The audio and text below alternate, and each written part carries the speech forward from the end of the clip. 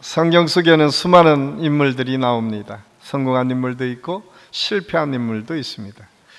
그 중에서 많은 사람들한테 여러분의 자녀가 만약에 어떤 믿음의 모델을 통해서 성장했으면 좋겠습니까? 라고 얘기하면 아마도 많은 사람들이 다윗, 모세, 위대한 믿음의 사람들에 대해서 얘기할 것입니다. 그 중에서 빠지지 않고 언제나 소개되는 사람이 요셉입니다. 요셉은 장성하기 전에 형들의 미움을 받아 애굽으로 팔려갔지만 나중에 애굽의 총리 대신의 자리까지 올라가서 자기를 노예로 팔았던 형제들과 아버지를 구하고 또 이스라엘 민족을 이루는 초석을 만들어냈던 사람이 요셉입니다. 누구나가 성공적인 인생을 살았다고 이야기할 정도의 삶을 살아온 사람이 요셉입니다. 그래서 요셉은 신앙적으로 하나님께서 인정할 만한 삶을 살았습니다. 그 당시 가장 큰 나라였던 애굽의 총리 대신 자리에 올랐던 것을 보면 그는 세상적으로도 성공한 사람이라고 이야기할 수 있습니다. 특별히 요셉은 우리 한신교회에 있어서는 특별한 의미가 있는 믿음의 사람입니다. 왜냐하면 이 교회를 처음 개척하셨던 이증표 목사님께서 가장 어려울 때에 앞으로 어떻게 살아가야 될까를 고민할 그때에 청계산에서 기도하는 중에 받은 말씀이 요셉에 대한 말씀입니다. 창세기 49장 2절, 요셉은 무성한 가지 샘 곁에 심은 가지라. 그 가지가 담을 넘었도다. 어떻게 해야 될까 고민하며 하나님께 부르짖었던 이증표 목사님의 마음속에 선명하게 주신 하나님의 말씀이 요셉의 축복의 말씀입니다. 그의 아버지 야곱이 자기의 12아들을 한 명 한 명 이름을 부르며 축복했던 이 말씀이 한신교회의 기초가 되었고 한신교회의 시작이 되었음을 알 수가 있습니다. 이주표 목사님은 이 말씀을 이렇게 세 가지로 해석하셨습니다. 가장 먼저 여기에 있는 샘은 예수 그리스도이시다. 그래서 한신교회는 예수 그리스도께 뿌리를 깊이 내려서 그 예수님의 은혜를 공급받는 교회, 그래서 예수 그리스도의 생명이 세상으로 흘러가도록 하는 교회의 역할이 한신교회의 기초가 되었음을 알 수가 있습니다. 그리고 그 믿음으로 예수님과 함께 죽고 예수님과 함께 살아나는 별세의 신학이 태동하게 됩니다.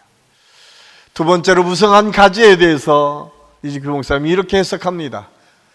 하나님의 은혜를 깊이 내린 가지는 반드시 성장하게 되어 있는데 그 가지가 무성하게 뻗어 나갔다라고 말씀합니다. 그러면서 한국 민족을 신자화하는 이 민족을 사랑하고 민족을 복음화시키는 이 비전을 가지고 한신교회가 세워진 것입니다. 뿐만 아니라 마지막으로 늘 웃으면서 말씀하신 것이 요셉이 성경에 나오는 처음 나오는 국제적인 인물이야. 그는 단순히 이스라엘이라고 하는 민족을 뛰어넘어 애굽과 그 고대 근동지역을 다스려가고 이끌어가는 하나님이 어떤 분이신지 보여주는 믿음의 사람으로 요셉을 표현하셨습니다. 그래서 한신교회는 단순히 한국 민족을 신자화하는 것에 머무르는 것이 아니라 열방과 세계를 향해 예수 그리스도의 복음을 증거하고 그 복음의 역사를 계속 이어가는 귀한 사명을 감당하는 교회, 그 교회가 한신교회의 출발이었고 시작이었습니다. 그러기에 한신교회는 요셉처럼 예수님께 뿌리를 깊이 내리고 무성한 가지가 되어서 한국 민족을 신자화하는 사명을 감당하고 국제적으로는 열려진 교회로 세계와 열방을 품어 예수 그리스도의 복음을 증거하는 교회로 성장하는 것이 우리 교회의 비전인 것을 우리가 알 수가 있습니다. 저는 이 한 주간 이 요셉을 통해서 우리 모든 성도들이 은혜 받고 또 우리 자녀들이 이 믿음의 대를 이어가는데 요셉 같은 믿음으로 세워지기를 위해서 기도하는 시간이 될 수 있기를 간절히 소원합니다. 그래서 이번 주는 우리 자녀들과 함께하는 특별 새벽 기도회를 통해서 먼저 우리 자신이 요셉 같은 믿음으로 바로 서고 그 믿음을 우리 자녀들에게 나눠주고 전수해서 대대손손 하나님의 역사를 써가는 축복의 사람으로 우리가 쓰임받기를 위해서 기도해 주시고 또 우리 교회가 그런 하나님의 일들을 감당하는 교회로 성장할 수 있기를 위해서 기도하는 시간을 갖겠습니다. 사실 저에게는 특별한 교회에 대한 기억들이 참 많이 있습니다. 제가 자란 곳은 아주 작은 시골이었습니다. 제가 어렸을 때 교회 하면 조그만 교회당에 그 가운데는 난로를 피워서 예배 드리는, 그래서 1층짜리 교회당이지만 난로를 중심으로 해서 사람들이 모여서 예배 드리는 곳이었습니다. 제가 6남매 중에 막내여서 그랬는지 저희 어머니는 특별히 새벽 예배 때마다 저를 자주 데려가서 예배를 드렸습니다. 제가 기억나는 것은 새벽에 예배를 드리면서 늘 어머니 옆에서 잤었던 기억이 제일 많이 납니다. 뿐만 아니라 또 다른 기억이 내게 있는데, 예배 마치고 나올 때는 어른들이, 집사님, 권사님들이 꼭 한 말씀씩 했어요. 야, 어려서부터 너는 교회 새벽 예배 나오니까 앞으로 잘 될 거야. 저는 그래서 목회하면서 제가 힘들고 어려울 때에 성전에 와서 앉아 있으면 참 큰 위로가 됩니다. 왜냐하면 제게는 교회는 어머니의 품 같은 따뜻한 곳이었고 누군가가 나를 위로하고 격려했던 곳이었고 그곳에서 하나님의 은혜를 체험했던 곳이었기에 누가 뭐라고 해도 힘들고 어려울 때 성전에 앉아있기만 해도 위로가 되고 힘이 될 때가 참 많이 있었습니다. 저는 그 기억이 우리 이음세대 아이들에게도 있었으면 좋겠다.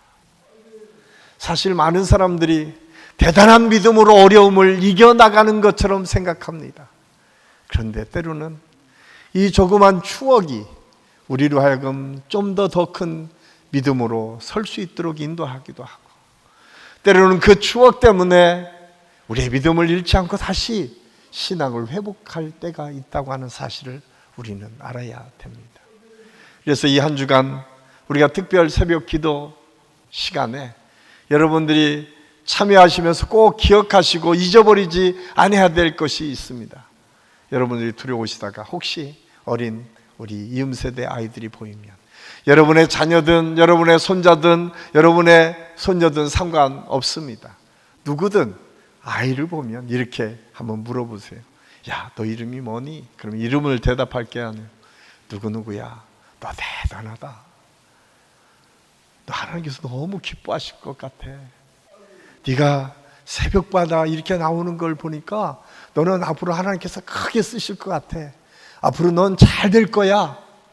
이 축복의 말을 꼭 해줄 수 있기를 간절히 소원합니다. 꼭 기억하십시오. 그냥 아이들이 이 말 일주일 내내 안 듣고 가면 안 됩니다. 중요한 거는 누가 되든 상관없습니다. 우리 아이들에게 그 말이 들려지고 그 추억이 그의 마음에 담기기 시작하면 그의 일생은 우리가 생각하는 것보다 훨씬 더 그리스도 안에서 풍성한 믿음을 가지고 살 수 있습니다. 그래서 제가 오늘 말씀의 제목을 나로부터 시작되리라고 하는 제목으로 지었습니다. 이번 한 주 동안 우리 전체 주제에 되는 제목이 나로부터 시작되리입니다. 그렇습니다. 이 역사는 나로부터 시작됩니다. 만약에 내가 빠진 역사를 여러분은 어떻게 생각하십니까? 여러분이 빠진 역사는 어떤 의미가 있겠습니까? 아무리 대단한 역사, 아무리 모든 사람이 인정할 만한 역사라고 해도 우리가 빠진 역사, 내가 빠진 역사라고 하면 큰 의미가 없을 수 있다고 하는 사실을 우리는 알아야 됩니다. 그래서 잘났든 못났든 크든 작든 그 역사의 한 부분을 하나님께서 저와 여러분을 통해서 채워가기를 원하시고, 이번 주간에 그것들을 확인하고 그 믿음 위에 우리가 쓰고 또 우리 자녀들이 설 수 있도록 우리가 기도하고 나아가는 시간, 그 시간이 특별 새벽 기도 시간입니다. 저는 이 한 주간 요셉의 일생을 따라서 말씀을 증거할 것입니다. 요셉이 어떻게 하나님을 만났고, 어떻게 하나님의 뜻을 이루가기에 애썼고, 어떻게 그 일생을 살았기에 하나님께서 그를 인정하고 뛰어난 하나님의 역사를 이루어가는 사람으로 그를 세울 수 있었을까? 그리고 어떻게 하면 저와 여러분이, 우리의 이음세대의 우리 한신교회 모든 자녀들이 그 밑 위에 서서 하나님의 역사를 이루어갈 수 있을까? 함께 고민하며 은혜를 나누려고 합니다. 왜냐하면 하나님의 역사는 믿음으로 반응하는 한 사람으로부터 시작되기 때문에 그렇습니다.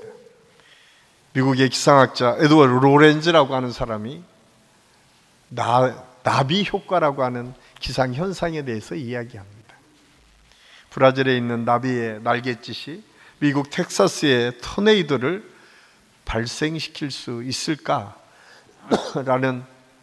흥미로운 질문을 하면서 그는 그럴 수 있다라고 얘기를 합니다. 왜냐하면 초기 조건의 사소한 변화가 전체에 막대한 영향을 끼치기 때문이다라고 그는 결론을 맺습니다. 그러면서 그는 이 나비 효과는 그냥 기상에만 있는 것이 아니라 우리 인생 속에 언제나 있을 수 있다고 하는 사실을 알 수가 있습니다. 믿음의 역사도 마찬가지입니다. 한 사람이 변하게 되면 놀라운 하나님의 역사를 이룰 수 있습니다. 그래서 저는 이번 한 주간 동안 우리가 요셉을 배우고 요셉을 통해서 하나님의 역사를 바라보며 우리 모든 성도 가운데 이 나비 효과 같은 하나님의 역사를 이루기 위해서 나로부터 변화되는 하나님의 역사를 경험할 수 있기를 예수님의 이름으로 간절히 축원합니다. 왜냐하면 하나님의 역사는 대단한 사람을 통해서도 이루어지지만 성경의 역사는 대단하고 똑똑하고 특별한 사람들만을 통해서 이루어진 것이 아니라 때로는 이름 없는 사람들, 누구도 주목하지 않은 사람들이 하나님 앞에 결단하고 순종하며 나아갔을 때에 그 사람을 통해서 하나님의 역사가 이루어졌기 때문에 그렇습니다. 우리는 흔히 작은 것을 가볍게 생각하고 무시할 때가 종종 있습니다. 나 하나쯤 이거 위반해도 되지 않을까? 내가 이런다고 세상이 좀 바뀔까? 우리는 우리의 삶에서 끊임없이 믿음으로 살아갈 때에 도전받는 여러 가지 일들이 있습니다.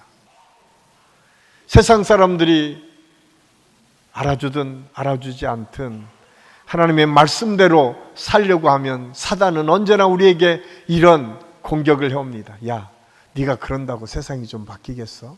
네가 그런다고 뭐 변화할 수 있겠어? 그런 유혹들을 우리가 경험하게 됩니다. 그러나 성경은 세상은 그렇게 대단한 역사를 통해서 이루어지는 것이 아니라 소중한 믿음의 한 사람을 통해서 언제나 바뀐다라고 하는 사실을 우리에게 말씀해 주고 있습니다.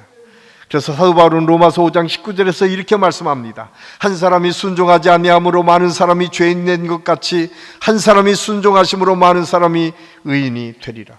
첫사람 아담이 하나님의 말씀을 거역함으로 이후에 태어난 모든 인간이 죄인이 되었던 것처럼 하나님의 아들 예수 그리스도께서 이 땅에 오셔서 순종하심으로 십자가에 못 박혀 돌아가셔서 우리의 모든 죄를 대속해 주심으로 예수 그리스도를 통해서 모든 믿음의 사람이 의인의 반열에 들어가는 축복을 누리게 되었다고 성경은 우리에게 증언하고 있습니다. 한 사람은 너무나 중요합니다. 그래서 이번 주에 우리가 함께 고민해야 될 것은 한 사람 한 사람이 얼마나 중요한지를 깨닫고 나로부터 그 은혜가 시작되기를 위해서, 그리고 나로부터 새로운 비전과 꿈이 이루어져야 된다고 하는 사실을 깨닫고 그 비전을 세워가는데 우리가 새벽 기도회를 통해서 이루어가기를 원합니다. 사실 이 한 사람의 소중함은 이 역사를 얼마나 크게 바뀌게 했는지를 알 수가 있습니다. 1923년 아돌프 히틀러가 단 한 표 차로 세계 역사를 바꾸는 나치당의 당수가 됩니다. 한 표 차로. 여러분, 그 나치의 총통에 올르자 세계 제2차 대전이 열리게 되고 5천만 명이나 되는 무고한 사람들이 죽었다라고 하는 기록이 있습니다. 만일 그가 한 표 차로 떨어졌다면 이 역사는 바뀌었을 것입니다. 그런데 이렇게 안 좋은 역사만 있는 것이 아닙니다. 1858년 미국 보스턴의 어느 교회에 한 구둣닦이 소년이 있었습니다. 그 소년에게 주일학교 교사가 하나님의 말씀을 증거하고 잘 양육시켰습니다. 이 아이는 성장해서 교사가 되고 주님의 복음을 증거하는 믿음의 사람으로 쓰임받기를 시작합니다. 그 사람이 그 유명한 D.L. 무디라고 하는 복음 전도자입니다. 그를 통해서 1800년대에 수많은 미국과 유럽과 영국의 사람들이 예수 그리스도 앞으로 돌아왔다라고 하는 기록이 기독교 역사 속에 있습니다.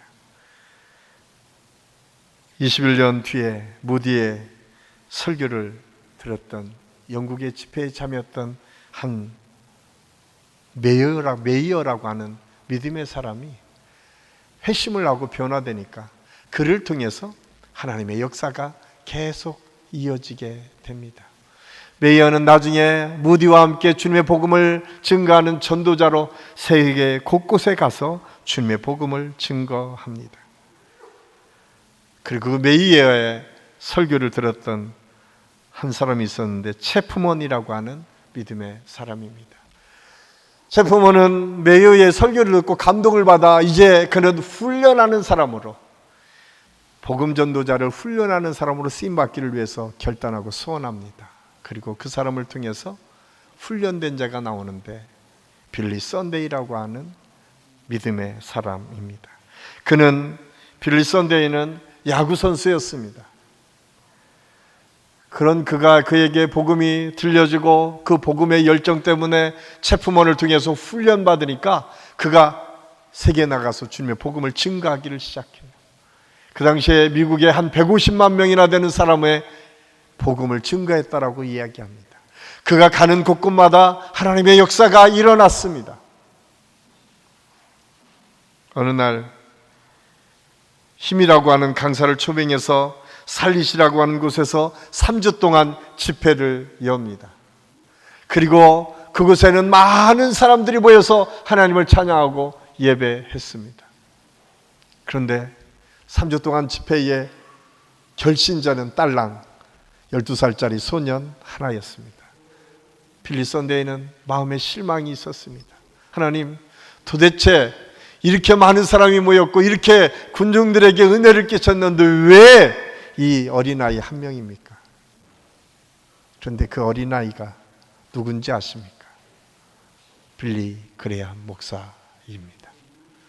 그 12살짜리 하나, 그가 회심했다고 빌리 썬데이는 실망했지만 하나님은 그 귀한 아이를 통해서 세계 복음 전도의 역사를 계속 이어갔음을 기독교 역사는 우리에게 가르쳐 주고 있습니다. 그렇습니다. 우리의 생각과 하나님의 계획은 다를 수 있습니다. 우리는 보여지는 것 때문에 실망하고 좌절하고 낙심할 수 있지만 하나님께서는 그 속에서도 여전히 믿음의 한 사람들을 세우시고 믿음의 역사를 이루어 가시고 그 사람들을 통해서 세상을 바꿔갔음을 이 기독교 역사를 통해서 우리가 깨닫게 됩니다.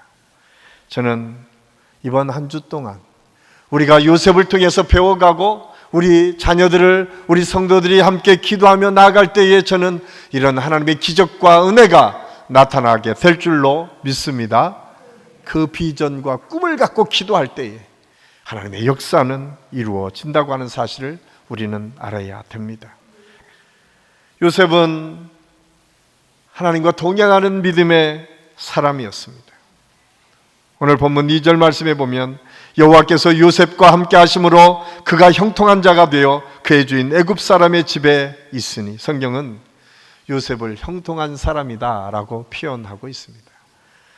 그런데 오늘 말씀을 자세히 보면 그 형통이 무엇인가? 하나님께서 함께 하셨다는 거예요. 곧 형통은, 요셉의 형통은 하나님께서 함께 하시는 것이었습니다.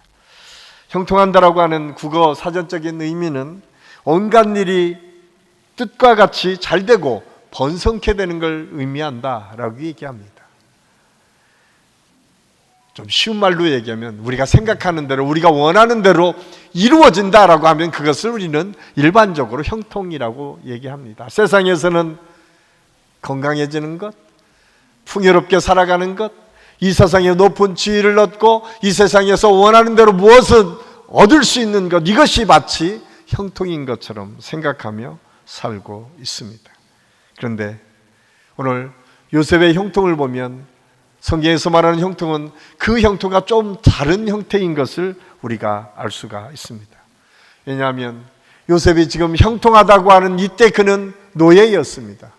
그것도 그 형들에게 팔려서 낯선 타국 땅에 아무것도 아는 사람도 없고 언어도 모르는 그 현장, 보디발이라고 하는 애굽의 총리 대신 그 집에, 시위대장 집에 와서 노예로 팔려와서 거기에서 지금 일을 하는 소년이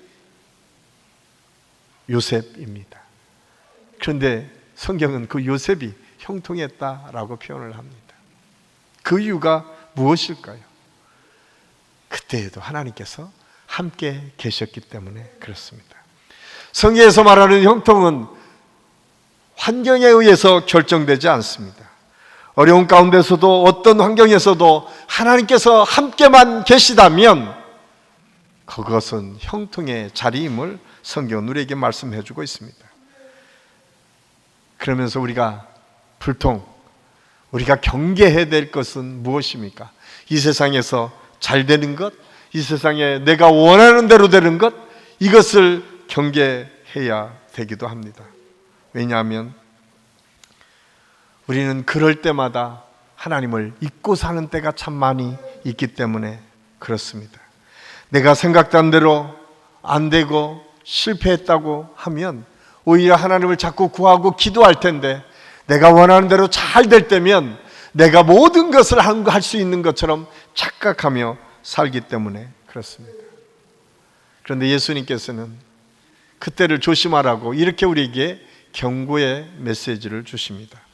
누가복음 12장에 보면 재미있는 비유를 통해서 정말 형통의 삶이 무엇인가를 우리에게 가르쳐주고 있는데, 한 부자가 있다고 말씀하십니다.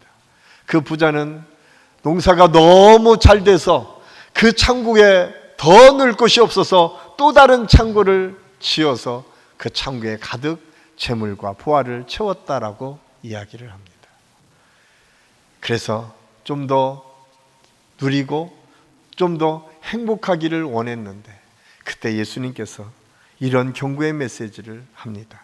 누가복음 12장 20절에서 21절 말씀입니다. 이 말씀 우리 함께 읽겠습니다. 하나님은 이르시되 어리석은 자여, 오늘 밤에 내 영혼을 도로 찾으리니 그러면 내 준비한 것이 누구의 것이 되겠느냐 하셨으니, 자기를 위하여 재물을 쌓아두고 하나님께 대하여 부여하지 못한 자가 이와 같으니라. 하나님께서 그렇게 말씀하십니다. 야, 너 재물 쌓아둔 것, 내가 오늘 저녁 네 영혼을 도로 찾는다면 그것이 너에게 무슨 유익을 줄 수 있겠느냐. 오히려 이 세상의 재물에 쌓아둔 것으로 기뻐하지 말고 하나님의 나라의 재물을 쌓아둔 것을 기뻐하라고 말씀합니다. 그것이 곧 형통임을 우리에게 말씀해 주고 있습니다. 요셉은 알았습니다. 요셉의 형통은 자신의 꿈과 비전을 이루려 하는 의지의 노력을 하나님께서 보상해 주셔서 그것이 잘 되도록 인도해 주시는 것, 거기에 머무르지 않고 어떤 순간에서도 흔들리지 않는 믿음으로 하나님께서 동행해 주시는 것, 그것이 더 큰 형통이었음을 그는 고백하고 있습니다. 그래서 그가 가는 곳곳마다 하나님의 역사를 써갔습니다. 그가 가는 곳에 하나님의 놀라신 능력이 있었습니다. 그리고 그를 통해서 하나님의 구속의 역사가 계속 진행되었음을 알 수가 있습니다. 저는 우리 한식교회 모든 성도들이 이번 한 주간 특별 새벽 기도를 통해서 여러분 귀에 나오시든 가정에서 예배를 드리시든 하나님께서 주시는 은혜를 다시 다짐하면서 우리 모두가 그런 하나님의 은혜와 믿음을 회복할 수 있기를 예수님의 이름으로 간절히 축원합니다. 세상을 살아가는 데 있어서 우리를 힘들고 어렵게 하는 것은 우리를 형통하지 못하게 하는 것 때문에 그런 것이 아니라 정말 깨어있는 믿음의 사람이라고 하면 내가 영적으로 깨어있지 못하고 내가 하나님의 뜻을 온전히 구하지 못하고 내가 생각하는 것, 내가 원하는 것이 너무 세상적일 때에 우리는 두렵고 떨리는 마음으로, 경계하는 마음으로 우리 스스로를 다시 하나님 앞에 세워야 됩니다. 형통은 하나님과 동행하는 것입니다.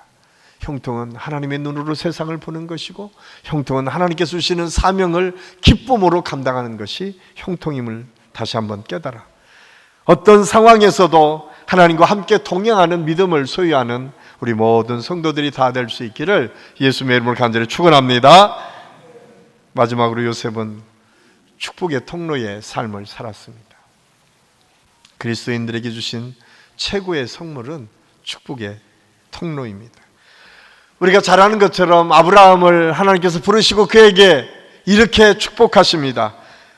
너를 축복하는 자에게는 내가 복을 내리고 너를 저주하는 자에게는 내가 저주하리니 땅의 모든 족속이 너로 말미암아 복을 얻을 것이라 하신지라. 야, 너 축복하면 내가 그 사람도 축복할 거야. 널 저주하면 내가 그 사람도 저주할 거야. 네가 저주하는 사람은 내가 저주하고 네가 축복하는 사람은 축복할 거야. 그런데 한번 곰곰이 생각해 보세요. 이게 얼마나 무서운 말씀인지 아십니까? 우리는 믿음의 사람들이 말이 얼마나 중요한지 아십니까? 하나님께서는 그 말을 통해서 축복해 주신다고 했는데 우리는 때로는 그 말로 또 다른 사람을 비방하고 저주할 때도 있다고 하는 사실을 우리는 알아야 됩니다. 근데 하나님은 우리를 저주의 통로로 만드신 것이 아니라 축복의 통로로 만들어 주셨습니다. 우리를 통해서 하나님의 역사가 이루어지기를 원하셨고 우리를 통해서 또 다른 사람이 하나님의 축복을 누리기를 원하셨다라고 하는 사실을 알 수가 있습니다. 요셉이 그런 삶을 살았습니다. 요셉이 가는 곳에 하나님의 은혜가 있었습니다. 보디발의 집에 가니까 그 속에 하나님의 은혜를 누릴 수 있었습니다. 감옥에 들어가니까 거기에 시위대장들이 빠져나오는 은혜를 경험하게 됩니다. 그가 애굽에 가니까 7년 기근을 극복할 수 있는 놀라운 은혜와 축복을 경험하게 됩니다. 그가 가는 곳곳에 하나님의 축복의 역사가 이어졌음을 성경은 우리에게 말씀해 주고 있습니다.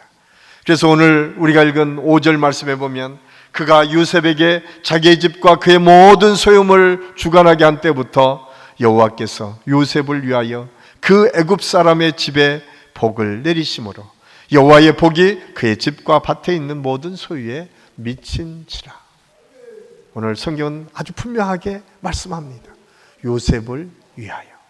저는 우리 한신교회 성도들을 위하여 여러분이 가정이 잘 되고 여러분의 만나는 모든 사람들이 하나님의 복으로 풍성해지는 역사가 있기를 예수님의 이름으로 간절히 축원합니다. 꼭 기억하십시오. 우리는 이미 하나님께서 이렇게 축복의 사람으로, 축복의 통로로 쓰시고자 우리를 부르셨습니다. 이번 한 주 동안 요셉이 그 축복을 어떻게 사용했고 어떻게 사람들에게 미쳤는지를 함께 생각할 것입니다. 그런데 그 첫 번째가 축복의 말을 들려주는 데부터 출발했음을 알 수가 있습니다. 1958년 미국 뉴욕 한 가정에 다리는 절고 눈은 잘 안 보이고 호흡에 문제가 있는 소아마비 아이가 태어났습니다. 처음에 그 부모는 하나님을 원망했습니다. 왜 그 많은 자식들 중에 내 자식이 이런 어려움 속에 있습니까?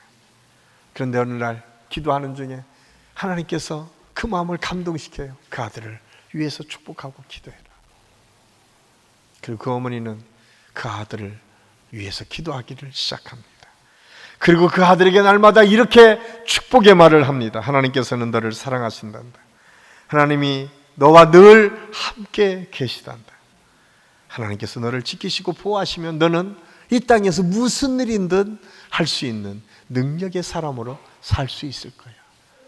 이 축복의 말을 듣고 이 아이는 성장했습니다. 비록 소아마비였지만 28살에 뉴욕 주지사가 됩니다. 그리고 그는 뉴욕 시장과 주지사를 거쳐서 부통령을 거쳐서 43세에 미국의 대통령이 됩니다. 그의 이름은 시어도어 루즈벨트라고 하는 유명한 대통령입니다. 전쟁 이후에 가장 미국이 어려울 때에 그 힘들고 어려운 자리에 그 미국을 이끌어갈 수 있었던 힘, 그는 소아마비로 힘들고 어려운 삶의 여정 속에 훈련하고 그를 통해서 어려움을 어떻게 극복해 나가야 되는지를 하나님께서는 그의 생애를 통해서 훈련하셨습니다. 요셉의 17년의 어려운 시간은 어쩌면 위기 속에 있는 애굽을 구원하기 위해서 위기 속에 있는 이스라엘을 구원하시기 위한 하나님의 훈련의 과정이었습니다. 성경은 우리 믿음의 사람들을 너희는 세상의 소금이다 말씀합니다. 너희는 세상의 빛이다 말씀하십니다. 세상의 빛은 무엇입니까? 세상의 빛은 말 아래 두지 않고 등경 위에 두어서 어둠을 밝혀주게 돼 있다고 말씀하십니다. 세상의 소금은 무엇입니까? 소금은 썩지 않도록 방부제 역할을 합니다. 뿐만 아니라 맛이 없을 때 맛을 맛깔나게 하는 역할을 감당합니다. 누가 예수 믿는 사람이, 누가 예수 그리스도를 주로 고백하는 사람들이 이 땅의 삶을 그렇게 살라고 우리에게 말씀해 주고 있습니다. 저는 말씀을 마치면서 이 위기시대, 힘들고 어렵다고 하는 이 위기시대에 우리 교회가 나갈 방향이 무엇일까? 저는 이사야 선지자의 고백을 통해서 함께 은혜를 나누려고 합니다. 이사야 60장 1절 말씀이면 이렇게 우리에게 말씀합니다. 우리 함께 읽겠습니다. 일어나라, 빛을 발하라. 이는 내 빛이 이르렀고 여호와의 영광이 내 위에 임하였음이니라. 아멘. 포로로 잡혀 있었던 이스라엘 백성들 1년, 2년, 3년 그것이 아니라 50년, 60년이 지나도 해방의 날이 보이지 않는 그 답답한 상황에 하나님께서는 이스라엘 선지자 이사야를 통해서 말씀을 선포합니다. 일어나라, 빛을 발하라. 내 때가 이르렀다고 말씀을 선포합니다. 그러면서 결론적으로 이렇게 또다시 선포합니다. 21절과 22절 말씀입니다. 우리 다 같이 함께 읽겠습니다. 내 백성이 다 의롭게 되어 영원히 땅을 차지하리니 그들은 내가 심은 가지요 내가 손으로 만든 것으로서 나의 영광을 나타낼 것인즉 그 작은 자가 천명을 이루겠고 그 약한 자가 강국을 이룰 것이라. 때가 되면 나 여호와가 속히 이루리라. 아멘. 나로부터 시작되는 작은들이 천명을 이룰 수 있는, 약한 것이 강한 능력의 나라를 이루는 하나님의 역사가 있을 것이라고 우리에게 말씀해주고 있습니다. 저는 한 주 동안 이 말씀을 우리가 묵상하며 우리 교회 안에, 우리 믿음의 자녀들 안에 이런 하나님의 역사가 이루기를 위해서 기도하는 기간이 될 수 있기를 간절히 소원합니다. 꼭 기억하십시오. 하나님은 저와 여러분을 지금 초청하고 부르시고 우리를 통해서 하나님의 역사가 이루어지기를 원하십니다. 그리고 우리가 힘들고 어려울 때마다 우리를 버려두지 않으시고 우리와 함께 해주시겠다고 약속합니다. 그리고 마침내 너희들을 통해서 축복의 통로로 만들어 하나님의 축복이 흘러가도록 약속해 주셨습니다. 이 은혜를 우리가 기대하고 소망하며 기도하는 한 주간, 그리고 요셉처럼 그가 가족을 살리고 가문을 살리고 나라를 살리고 민족을 살리고 주변 국가들을 살려가는 하나님의 역사를 이루는 그런 축복이 우리 한식교회 모든 성도들과 그 가정과 그 자녀들 속에서 일어날 수 있기를 예수님의 이름으로 간절히 축원합니다. 기도하겠습니다. 사랑의 아버지 하나님, 은혜를 감사합니다. 오늘 말씀을 통해서 하나님, 나로부터 시작되는 이 하나님의 역사가 이미 하나님의 계획 속에 있음을 깨달았습니다. 형통의 역사를, 하나님과 동행하는 역사를 통해서 날마다 이루어 가시는 하나님의 은혜를 우리가 체험할 수 있도록 인도하여 주시옵소서. 그래서 우리 한식교회 모든 성도들이 가는 곳곳마다 축복의 통로가 되게 하여 주시고, 저들을 통해서 하나님의 영광이 나타나고 세상 사람들에게 예수 그리스도의 복음이 증거되고 하나님의 살아계심이 나타날 수 있도록 인도하여 주시옵소서. 특별히 이번 한 주간 특별 새벽기도 기간에 요셉을 통해서 우리가 믿음을 다시 한번 점검하고 하나님께서 주실 은혜와 비전을 새롭게 세우고 그 믿음으로 전진해 나가는 우리 모두가 되게 도와주시옵소서. 예수님의 이름으로 감사드리며 기도하옵나이다. 아멘.